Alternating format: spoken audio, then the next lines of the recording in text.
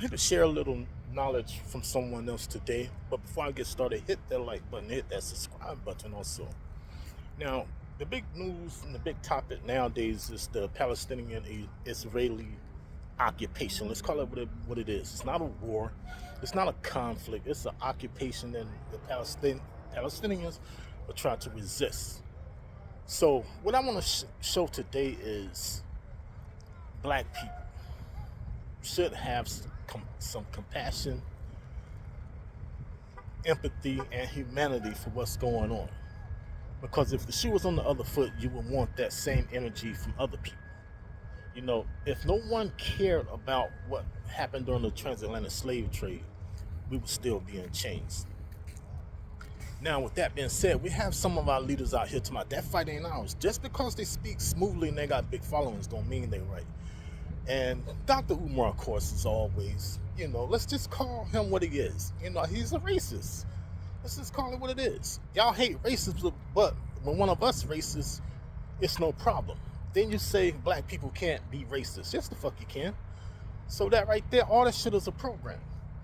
But let's hear from one of the sisters, because I didn't went over this before. We're going to hear from one of the sisters, and let's get her take on the situation. If you're staying up to date and staying in the know and staying invested in all of the atrocities taking place around the world right now, from Sudan to Congo to Palestine, and you feel like you're going crazy, you're not going crazy. These things are crazy. These things are horrific and horrendous, and you are having the correct emotional response. Everyone else isn't. Exactly. And you should never let anyone shame you into caring about what's going on in the occupied territories. Because that's what Umar is doing. He's trying to make you feel bad for caring and stuff, and make you feel guilty, or whether you male or female. They'll say, "Oh, that ain't our fight." Of course, it's not our fight. We're not the ones holding the guns, but we should have some compassion to support these people and make it understood and put it out on the airwaves and the media that they do have support. Like, it feels ludicrous to watch a little boy cry about having to hold a headless body, or to witness hospitals and churches and refugee camps and schools burn, or to see a father holding the body parts of his children in grocery bags, and then turn your head and see other people tell you that it's not really happening, or that it's all fabricated, or that it's somehow justified. It feels crazy. It feels bonkers that a war was going on for over half a year and you likely didn't hear about it until a couple of weeks ago, and no one else is talking about it, and it's just happening. Or the new knowledge is just for you to have a cell phone where you get to learn this kind of stuff and see these kind of horrors. Other horrors are taking place. Millions of people have been displaced. Thousands have been murdered. Children are working in fields with toxins that are poisoning their bodies, and 48 women an hour are being SA'd. And the feminist rights groups and the pro-women groups and the pro-children groups are just crickets in the background. They're calling it a silent genocide. Those words should even belong together. You feel crazy. You're not. The world is burning, and the people with the most power to do anything about it are telling you to look away, to mind your business, or that you're the bad guy and that you're the problem. You're not. You are an empathetic person who cares, and that caring matters right now. It matters so much. And I get it, because I also feel batty. This is my every waking thought. I am slacking as a teacher and an advisor and as a friend and a loved one, and maybe it's me needing to pick up the slack. Or maybe it's the rest of the world that needs to learn how to care. Maybe it's not me. Maybe it's not you. Maybe we're not crazy. Maybe everyone else is. Hey, black folk, y'all's allyship should not be transactional either. I get it. We're tired of being there for everybody and nobody's ever there for us. Yeah, it sucks. Your allyship, your moral code, your moral values should not be transactional. You do not only help people because you expect them to help you back.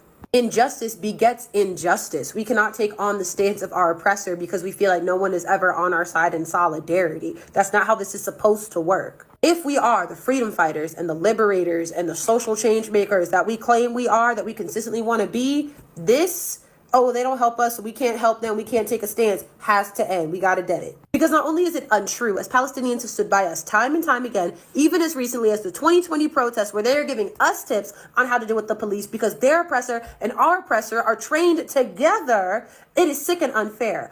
allyship is not transactional. Doesn't matter if you are a part of the LGBTQ community and people are saying, oh, well, they would condemn you there. Or if you're black and you're in this weird mentality of, well, they don't stand by us. It doesn't matter. Because right now, a crime, a injustice, a genocide is happening, and we should have the moral fiber to stand up against that regardless of who helps us. But also, it's just untrue, and it's just a lazy cop-out for y'all to get away from having to do the emotional labor of the right thing. Now, I couldn't even put it that good in words. She did an awesome job by explaining why we should, as melanated people, black is a construct, it's a social construct, and I think we actually need to stop using that. We're not black, we're brown, we're melanated. We're aboriginals to the whole planet. But she did an excellent job of explaining why we should support these people right for their occupation to cease in their land and their right to freedom. Just like we did people in South Africa, just like we need to do for our people in the Congo right now, because they're having issues too, just like we need to do for the people in Libya also. We also have issues in Ethiopia right now and the Sudan, not to minimize all those, but the parasite at the top, which is the Zionists. A lot of y'all don't understand, which is the Zionists is responsible for all of this. Not just what's going on in Palestine, but what's going on in the Congo, what's going on in Sudan, what's going on in Ethiopia, and what's going on in Libya. So y'all stay woke out there. Peace.